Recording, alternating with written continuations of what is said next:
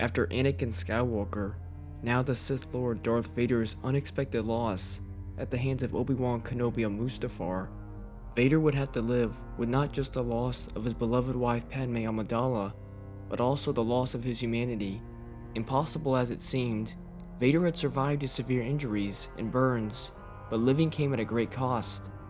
He would forever be sealed into a life support suit in head-to-toe black armor, accompanied with 4 new cybernetic limbs. Although Darth Vader's new suit immediately struck fear into every Imperial officer the Sith Lord came across, you might be surprised to know that Vader absolutely hated his suit, and that's what today's video is about. And I will be using the Legends novel, Dark Lord: The Rise of Darth Vader. This is everything that Darth Vader hated about his suit. Let's get started. To the galaxy at large, Jedi Knight Anakin Skywalker, poster boy for the war effort, the hero with no fear, the chosen one, had died on Coruscant during the siege of the Jedi Temple.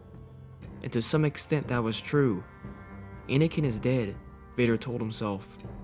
And yet, if not for events on Mustafar, Anakin would sit now on the Coruscant throne, his wife by his side, their child in her arms. Instead, Palpatine's plan could not have been more flawlessly executed. He had won it all. The war, the Republic, the fealty of the one Jedi Knight in whom the entire Jedi Order had placed its hope.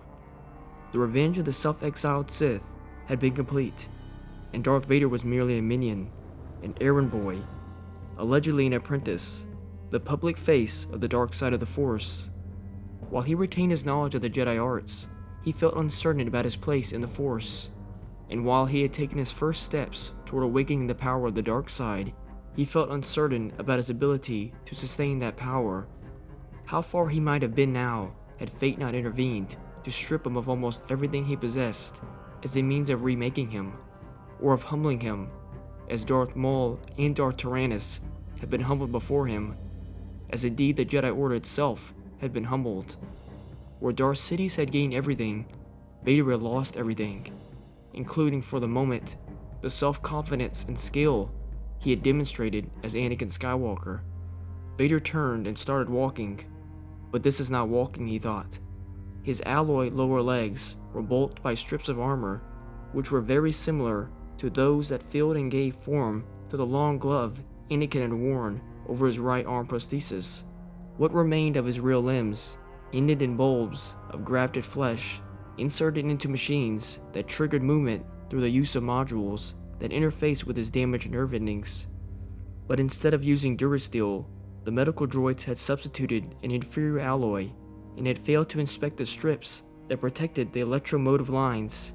As a result, the inner lining of the pressurized bodysuit was continually snagging on places where the strips were anchored to knee and ankle joints. The tall boots were a poor fit for his artificial feet, whose claw-like toes lacked the sensitivity of his equally false fingertips. Raised in the heel, the footgear pushed him slightly forward, forcing him to move with exaggerated caution lest he stumble or topple over. Worse, they were so heavy that he often felt rooted to the ground, or as if he were moving in high gravity. What good was motion of this sort, if he was going to have to call on the Force to even walk from place to place? He may as well have resigned himself to using a repulsor chair and abandoned any hope of movement, Vader thought. The defects in his prosthetic arms mirrored those of his legs. Only the right one felt natural to him, though it too was artificial, and the mechanisms that supplied articulation and support were sometimes too slow to respond. The weighty cloak and pectoral plating so restricted his movement that he could scarcely lift his arms over his head, and he had already been forced to adapt his lightsaber technique to compensate for this.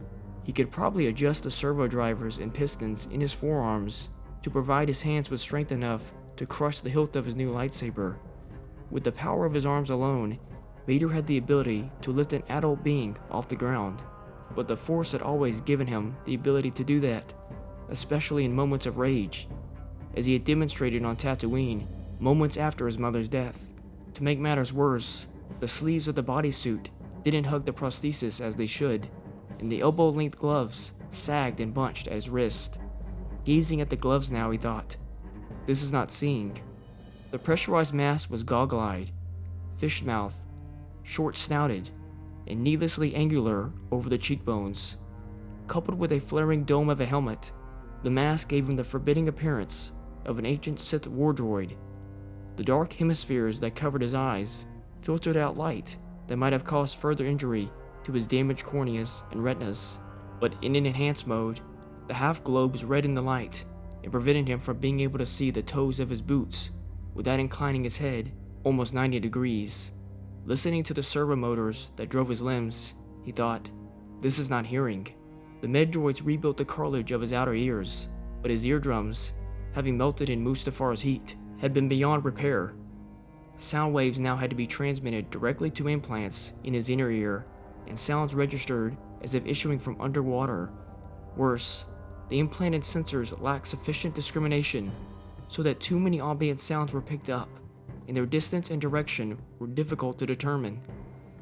Sometimes, the sensors needled him with feedback, or attached echo effects to even the faintest noise, allowing his lungs to fill with air. He thought, this is not breathing. This is where the Medroids had truly failed Vader. From a control box he wore strapped to his chest, a thick cable entered his torso, linked to a breathing apparatus and heartbeat regulator.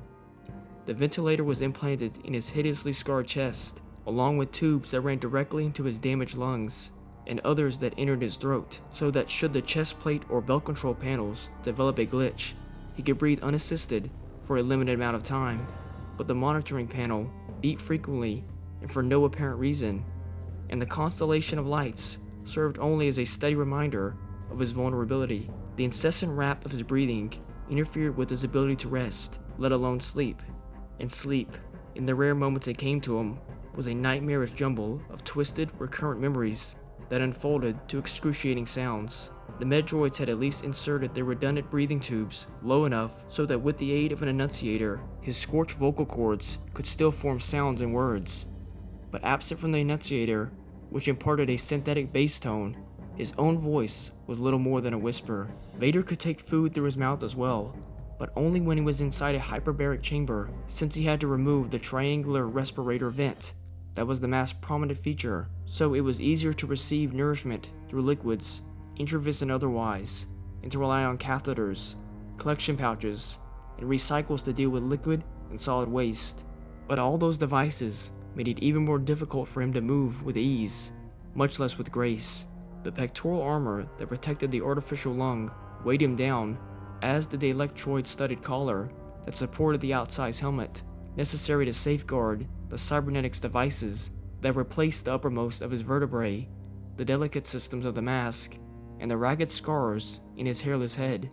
The synthetic skin that substituted for what was seared from his bones itched constantly, and his body needed to be periodically cleansed and scrubbed of necrotic flesh.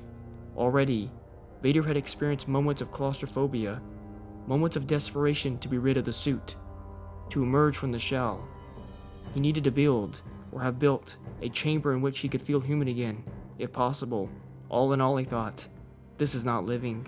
This was solitary confinement, prison of the worst sort, continual torture. He was nothing more than wreckage, power without clear purpose. Thank you all so much for watching. If you enjoyed the video and learned something new, please like and subscribe. And remember, the Force will be with you, always.